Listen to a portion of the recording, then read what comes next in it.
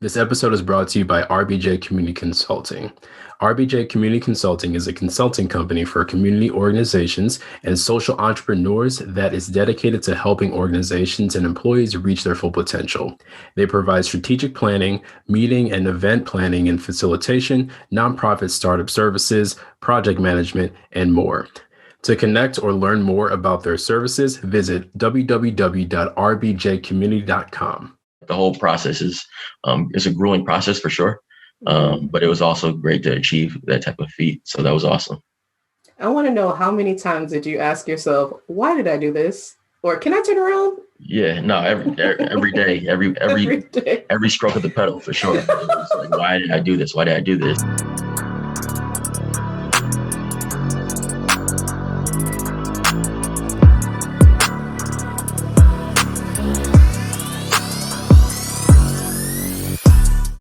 Hello, everyone, and welcome to another episode of the Black Student Success Podcast, brought to you by Inquire, the Black Student and Professional Success Network. I am your host today, Ashley Quire, and thank you so much for tuning in. Joining us today is Mr. Rob Jackson II, Esquire, a government relations executive. Welcome, Rob. Thank you so much for being here. Hey, thanks for having me. Glad I could participate in this. Yeah, of course. So first question we'd like to ask everyone. This is your moment to boast. Who are you and how would you describe yourself? Absolutely. Who am I, right? I think during this crazy time of, quarantine and COVID, we've had a lot of time to do a lot of self-reflection and really, use the last year to determine who we are. Who am I? I would say I'm just a guy that likes to try different things, who likes to explore, who always is interested in a good time and seeing something new. So nothing too complex. I'm just a guy that likes to have a good time and, serve my community for sure. Dope. No, that was a really good answer. So a lot of people like to lead with their titles, and you're like, no, let me reflect and dig a little bit deeper and see present to the world who I exactly am after reflecting. So that's pretty cool. Absolutely. I'm like anti-title. I think a lot of times people use work and, where they are in life to define who they are, but that's not necessarily the case. I think, people lead with the title, lead with their job description. And, that's just what you're doing for, a few hours a day, right? Right. Your life is a lot more complex. And so I try and pride myself on having a separate identity away from the workplace for sure. That's a really good way to separate for sure and get that balance that a lot of people are looking for. So listen in, people, take his advice. I like that one. All right. So let's jump right in. So growing up, what did your support system look like? Did you have any? Did you have to seek it out? Tell us a little bit about that. Absolutely. So I grew up 2-parent household, south side of Chicago, Bronzeville area. And I had a very strong support system for sure. Growing up, every day. Was extremely active. Parents always encouraged me to get involved with extracurricular activities as well as perform well in school. Some of the earliest memories I have is actually, going to school with my parents, and they're dropping me off for school and they're getting ready for work. And so just, getting up every day for school, seeing my dad put on a shirt and tie every day, and us riding to school together sort of became, a morning routine. And it was ingrained in my head from an early age that, there is, longevity and professionalism available for you if you so choose to seek it out. So having a strong support system, parents were encouraging me, to try new things, always, be better, do better, typical stuff that we hear as children growing up, as well as, grandparents were involved in my life as well. I had it was extremely awesome having them close by. They also lived in south side of Chicago as well. So having them within 15 minutes of my house was awesome. I think that was a very unique experience. And, having that strong support circle in me was something that, I didn't recognize how important it was until I actually moved away from Chicago. And now everyone has that opportunity to have, family close by. So that was sort of my system growing up. And of course, I have a younger brother as well. And so he had the opportunity to reap that experience as well and had those type of opportunities too. So you had role models, you like right living with you. That's amazing. You're right. Not everyone gets that experience of growing up in a 2-parent household. And then you have the multi-generation support in a close-knit bubble. That's amazing that you have that support. So that's nice that was they kind of laid out that blueprint for you, and you had the idea in your head as to what, a successful life would look like. So I think that's amazing. Aren't you lucky? No, absolutely. I think since I didn't go to my neighborhood high school, I went to school in downtown Chicago.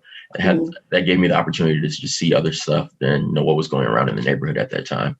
So taking that commute every day, meeting with people all around the city and all around the state that were going to that school, as well as high school at St. Ignatius and elementary school at FXW, sort of exposed me to a lot of the opportunities that were available to everybody. Yeah, I always say if you can't travel, at least travel outside your neighborhood. It'll open so many just doors for you. Just network if you can, and just try to get out of your environment and see what else is out there. All right, let's get into your school and your college experience and your career. So you went to 2 HBCUs, which is amazing. You went to FAMU for business administration, and then you went to Howard to get your JD. So can you explain a little bit about that landed you into government relations now? Can you explain a little bit about what you do, break that down a little bit, and then talk about the skills that you need to be good in that field? Absolutely. So I definitely pride myself on attending 2 HBCUs. They were undoubtedly the best experience and the best decision I ever made in my life, going to FAM and then later on deciding to go to Howard for law school. Having that network and that sort of school pride was very, I think is very unique to HBCUs. And I would encourage all Black students to consider and attend HBCUs as they look into higher education opportunities. No, for sure. I'm jealous. Every time we interview someone or we come across someone who's going to an HBCU, man, we're like, if we can rewind the time, that would be an experience. You can't get it. You can't get it. It's unique. I think, that's the first time in my life in which, we were a majority, right? Everything at that school was for you. I think in, going to a multicultural high school, a predominantly white high school, you get segmented into certain areas of the population and you figure out, is this the Black thing to do? Is this the white thing to do? Is this club for Black people? Is this club for white people? But, you go to HBCU, everything there is for you, and you don't have those type of second thoughts in your head of whether or not you should do it, because, the opportunities are endless for you and they're being presented to you in a platform that is for everybody. All right, Rob. So take us through your career experience a little bit and your college experience. Did I already go? Oh, shoot. Do I have to start all over from you went to FAMU? I think I do. All right, we'll start there and you know what? No, I'll cut it. I'll keep that portion, but I'll ask you the question flat out. Can you explain a little bit about what you do? I'll ask that. Ready? Okay. All right, great. So can you explain a little bit about what you do and what skills you need to be good in your career field? Absolutely. So when you're working in the field of government relations, my primary purpose is to help organizations that are unfamiliar with the government understand what it's like to work with the government and help them build and develop policies that would further support their business. So I work with a variety of entities. I work with, state and local governments. I work with federal governments, federal agencies. I work with private sector partners. And I work with individuals and, large Fortune 500 corporations. And the primary goal is just to help them achieve an objective by utilizing different government regulations and laws to their advantage. And so I would contract with different organizations and different companies and help them make better business decisions for themselves, in order for them to have a more profitable business. That is essentially summing up what government relations is in terms of what I do as it relates to, government relations as it relates to my role in that arena. So I would say you're a pretty good people person, and you're really good at explaining business to people who might not, have that background. Honestly, I think you're really talented in that. But is there anything else that you need to be good in the area that you work in? Absolutely. You got to network, right? I think by the time we hear about something on the news, it's already too late. The best business owners and the best business people are, making those ripples and making those waves. And so you always want to be ahead of the 8 ball or ahead of the curve or whatever the phrase is. And you can do that just by staying educated within your field. I think, there's set times in which we're in the office or now in which we're logged on. But if you're really going to get involved within the government relations realm, or you're going to get involved with, the law, consulting, any type of area in that business field, it's a 24/7 job. So just staying abreast of what's going on, no one likes old news. And so it's important to figure out how you're able to leverage your skill sets in order to help your clients achieve their objective. And, that's almost impossible to accomplish on, the set time in which you're going to meet with somebody during a meeting. But I think if you're always, aware of your current field of interest, and you set, different Google alerts, or you're watching the news, or you're just staying abreast outside of the office or outside of the, engagement. I think that helps strengthen a person as a person involved within the government relations industry. So you're staying a step ahead, or 10 steps ahead as well, in networking in order to provide the best service for your clients. Absolutely. You got to network. You got to utilize that network as well. I think it's not just knowing somebody, it's, being comfortable to call them and making sure that they're picking up the phone when you call. So networking is extremely important. The follow-up, I think, is key. Follow up with people, stay in touch with them, and, leverage them. That's amazing. He's giving like gold right here. I hope people are taking notes for sure. So what's one misconception about your career? It looks like networking is extremely important, but is there a common misconception or something that you've come across where people think, oh, this is easy. And then they kind of get into the work and they're like, oh, okay, it's not what I thought it was. Yeah, absolutely. Misconception is that it's that it's an easy job, right? That you're just whining and dining clients, and just sort of meeting and greeting. But that's the fun stuff, right? That's the stuff that you're able to see, you're able to attend the events and everything. But behind that door is also a lot of work that needs to be done to ensure that you can get into those rooms, and when you're in those rooms, you're prepared to speak to the people with with whatever objectives or whatever bullet points you have, right? And so I would say the misconception about the field is that it's fun. I think it's there's fun aspects of the role, but you got to sort of make your own fun. You got to make your own fun and create your own path. Another misconception is that you have to be, I don't know. I think a misconception may be that you have to be sort of like, I don't know, you have to be like extremely aggressive. And I don't think that's the case at all. That might be a turnoff for a lot of people. So you have to be able to know how to read people, read the room, and figure out what type of flavor you need to give them, and just go from there. That's awesome. All right. So it does sound like a lot of work. Before you even said that it was a misconception, it seems like, 24/7, staying 10 steps ahead, that can get a little exhausting.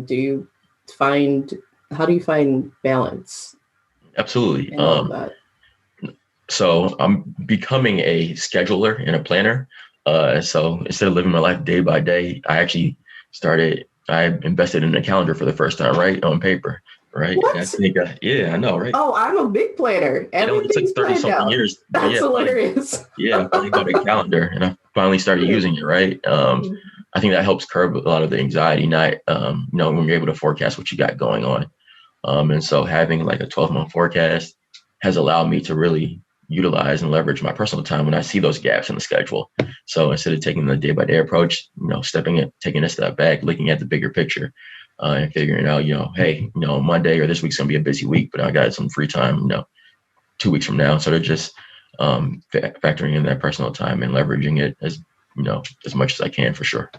Yeah, so looking at the big picture and planning is really important for balance for this career field. But it sounds like a lot of fun if you do it well. Yeah, right? If you do it well, okay. Right? Yeah, if you do it well, it does sound like a really fun career.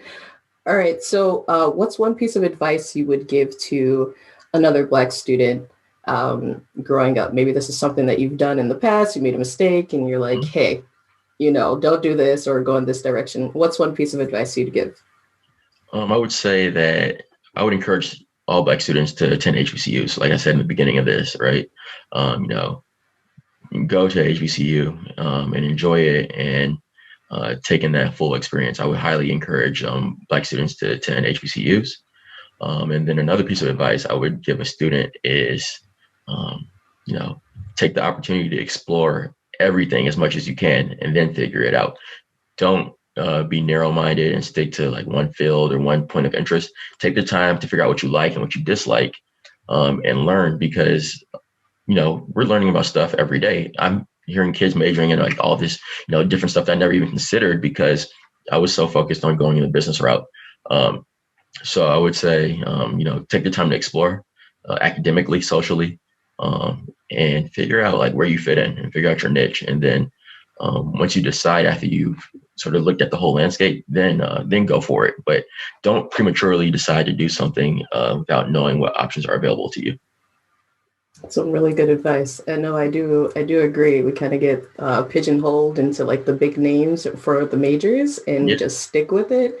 But yeah, be friends with people outside of your your usual network with everyone. Let's leave it at that, right? You never know. Yeah, and you know yourself best, right? You know yourself better than your college counselor. So don't have people persuade you and advise you to do certain things based off their perception of you, because your counselor is going to be different, have a different perspective of you than your parents, than your friends, than anyone else. Everyone has an opinion about you regarding your relationship with them or how they perceive you. But you know yourself the best. And so I would say just, sit down, take a moment to think from within, and just stay true to what your own personal desires are, and don't let anybody steer you off course. Really good advice. Only you know yourself best. That's a really good one. All right. So we like to ask this question. It's a newer question. How would you describe success? Not everyone has the same idea or meaning behind the word success. So how would you describe it for yourself? Success, I think it's I would say success is sort of a journey, right? It's not a destination. Are you ever truly successful would be the question I would ask back, right? It's something that you're constantly striving to get to reach and to do. And so just recognizing that success is not an endpoint, that it's more of a line, it's more linear than a destination. And as long as you're trending on that line, or you're moving forward, I would say, that is success, right? And it happens at different speeds at different times for people. But as long as you're moving forward, you're achieving success. So I would say just that's how I would recognize success, as a process, a never-ending process to better yourself. Self-improvement. You did say we're always learning, even as adults. We're still always evolving and learning. So yeah, it's definitely a journey. I agree with that. All right, let's move into the fun questions. I feel like this is probably my favorite question. What is the one rite of passage you think all students should go through? My favorite is being broke. It has to hurt. Yeah. But what's one rite of passage you think all students should go through? Living on campus, living in the dorms, moving out of your mama's house, I think is something that all students should do. Eating the cafeteria food and going through that whole process, right? That process, budgeting your meals and becoming an adult. You're learning to budget. You're learning to interact with people. Maybe even like cleaning your room, right? I didn't, take pride in making my bed or keeping a clean room until you get squeezed into the dorm with another roommate, and then you got to be accountable to someone. So I would say if you can, move off campus or move on campus and stay in the dorms, get that true experience away from home. Yeah, for sure. The independence is, you'll learn it really quickly. You will. And then other people are going through the same thing that you're going through for the first time. So it's good. Move to campus. You'll get the full experience. Absolutely. At an HBCU, preferably. Right. Still jealous. I'm just jealous. we got grad programs. It's never too late. I know. Hey, I've been looking. Okay, I'm trying to figure out how to move the whole family. I'm like, can we do summer shifts or something? I don't know. We'll figure it out. Yeah. All right. So tell me, what's the most interesting thing that you've ever done? Okay. So last year I went on a bike ride from Pittsburgh, Pennsylvania to Washington, D.C. It's 380 miles. And so you're insane. A 4-day bike ride. Wow. It was really fun. It was a different experience, right? Because you're used to driving in the car, you can go 60, 80 miles an hour, 60 to 80 miles in 1 hour, right? Mm-hmm. But on the bike, that's going to take, 7 hours. So the bike definitely slows a lot of things down. And you're able to sort of really have a lot of thoughts, right? Like the whole process is a grueling process for sure. But it was also great to achieve that type of feat. So that was awesome. I want to know, how many times did you ask yourself, why did I do this? Or can I turn around? Yeah, no, every day, Every day. every stroke of the pedal for sure. It's like, why did I do this? Why did I do this? But before you know it, you're like too far in to go back, and then it's nothing to do but go forward. So that was, once I hit that point, it was like, all right, let's go ahead and knock this out.